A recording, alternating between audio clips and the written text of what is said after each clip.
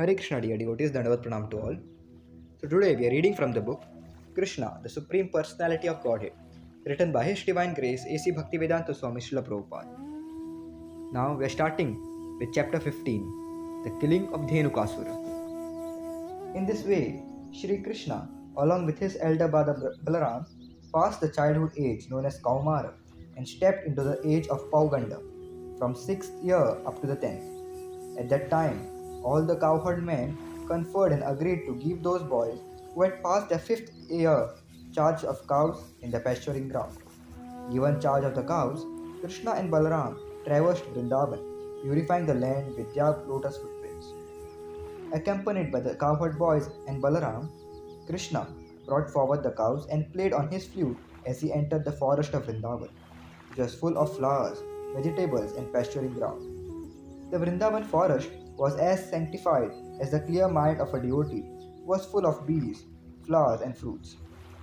There were chirping birds and clear water lakes with waters that could relieve all the fatigue. Sweet smiling breezes blew always, refreshing the mind and body. Krishna, with his friends and Balaram, entered the forest and, seeing the favorable situation, desired to enjoy the atmosphere to the fullest extent. Krishna saw all the trees overloaded with fruits and fresh twigs, bending down to touch the ground as if welcoming him by touching his lotus feet. He was very much pleased by the behavior of the trees, fruits, flowers, and he began to smile, realizing their desires. Krishna then spoke to his elder brother Balaram as follows: "My dear brother, you are superior to all of us, and your lotus feet are worshipped by the demigods. Just see how these trees, full with fruits and flowers, have bent down to worship your lotus feet. It appears that they are trying to get out of the darkness that has obliged them to accept the form of trees. Actually, the trees born in the land of Vrindavan are not ordinary living entities. Having held the impersonal point of view in their past life, they have been put into this stationary condition of life. But now, they have the opportunity of seeing you in Vrindavan, and they are praying for further advancement in spiritual life through your personal association. Generally, living entities in the mode of darkness obtain these bodies of trees. The impersonalist philosophers are in darkness, but they eradicate it by fully taking advantage of your presence. I think the drones that are buzzing all around you must have been your devotees in their past lives. They cannot leave your company because no one can be a better, more affectionate master than you. You are the supreme and original personality of Godhead, and the drones are just trying to spread your glories by chanting at every moment. I think some of them must be great sages, devotees of your lordship, and they are disguising themselves in the form of drones because they are unable to give your company even for a moment. My dear brother, you are the supreme worshipable Godhead. Just see how the peacocks are dancing before you in great ecstasy. The deer, whose behavior is just like that of the gopis, are welcoming you with the same affection. And the cuckoos, who are residing in the forest, are welcoming you with their joyful, sweet cries, because they consider that your appearance in their home is so auspicious. Even though they are trees and animals, these residents of Vrindavan are glorifying you. They are prepared to welcome you to the best of their ability, as it is the practice of great souls in receiving another great soul at home. As for the land, it is so pious and fortunate because the footprints of your lotus feet are marking its body. It is quite natural for these Vrindavan inhabitants to thus receive a great personality of like you. The herbs, creepers, and plants are also so fortunate to touch your lotus feet, and by your touching the twigs with your fingernails, these small plants are also made glorious. As for the hills and the rivers, they too are now glorious because you are glancing at them.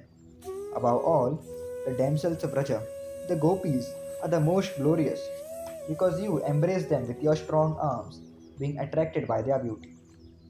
In this way, Lord Krishna and Balaram began to enjoy the residents of Vrindavan to their full satisfaction as they herded the calves and cows on the bank of Yamuna. In some places, Krishna and Balaram were accompanied by their friends. The boys were singing, imitating the humming sounds of drones and accompanying Krishna and Balaram, who were garlanded with flowers. While walking, the boys sometimes imitated the quacking sound of swans in the lake, or when they saw the peacocks dancing, they imitated them before Krishna. Krishna also moved his neck, imitating the dancing and making his friends laugh. The cows taken care by Kṛṣṇa had different names, and Kṛṣṇa will call them with love. After hearing Kṛṣṇa calling, the cows will immediately respond by moving, and the boys will enjoy their exchanges to their heart's content. They will all imitate the sound vibrations made by different kinds of birds, especially chakoras, peacocks, cuckoos, and a bharatwaj. Sometimes, when they will see the weaker animal fleeing out of fear of the sounds of tiger and lions, the boys, along with Kṛṣṇa and Balaram, would imitate the animals and run away with them. When they felt some fatigue, they will sit down, and Balaram will put his head on the lap of one of the boys just to take rest, and Kṛṣṇa will immediately come and begin massaging the legs of Balaram. And sometimes, Kṛṣṇa would take a palm fan and fan the body of Balaram, causing a pleasing breeze to relieve his fatigue. Other boys will sometimes dance and sing while Balaram took rest, and sometimes they will wrestle amongst themselves or jump. When the boys were thus engaged, Kṛṣṇa will immediately join them, and catching their hand, he will enjoy their company and laugh and praise their activities. When Kṛṣṇa will feel tired and fatigued, he will sometimes take the shelter of root of a big tree or the lap of a cowherd boy and lie down. When he will lie down with a boy or a root as his pillow, some of the boys will come and massage his legs, and some will fan his body with a fan made of leaves. Some of the more talented boys will sing in a very sweet voice just to please him. Thus, very soon, his fatigue will go away. The Supreme Personality of Godhead, Kṛṣṇa, whose legs are tended by the goddess of fortune, shared himself with the cowherd boys as one of them, expanding his internal potency to appear exactly like a village boy. But despite his appearing just like a village boy, there were occasions where he proved himself to be the Supreme Personality of Godhead. Sometimes, men pose themselves as the Supreme Personality of Godhead and cheat innocent people. But they can only cheat. They cannot exhibit the potency of God.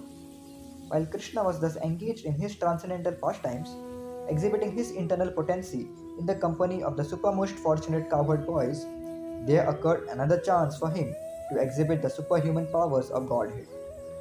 His most intimate friends, Śrila, Subala, and Stokta Kṛṣṇa, addressed Kṛṣṇa and Balaram with great love and affection thus: Dear Balaram, you are very powerful. Your arms are very strong. Dear Kṛṣṇa, you are very expert in killing all kinds of disturbing demons. Will you kindly note that just near this place there is a big forest on the name Talavan? This forest is full of palm trees, and all the trees are filled with fruits. Some have fallen down, and some are very ripe, even in the trees. It is a very nice place, but because of a great demon, Dhenukasura, it is very difficult to go there. No one can reach the trees to collect the fruits. Dear Kṛṣṇa and Balaram, this demon is present there in the form of an ass, and he is surrounded by similar demon friends who have assumed the same shape. All of them are very strong, so it is very difficult to approach this place. Dear brothers, you are the only persons who can kill such demons. Other than you, no one can go there for fear of being killed. Not even animals go there, and no birds are living there. They have all left. One can only appreciate the sweet aroma that is coming from that place. It appears that up till now, no one has tasted the sweet fruits there, either on the tree or on the ground. Dear Kṛṣṇa, to tell you frankly, we are very attracted by this sweet aroma. Dear Balaram, if you like, let us all go there and enjoy these fruits. The aroma of the fruits is now spread everywhere. Don't you smell it from here?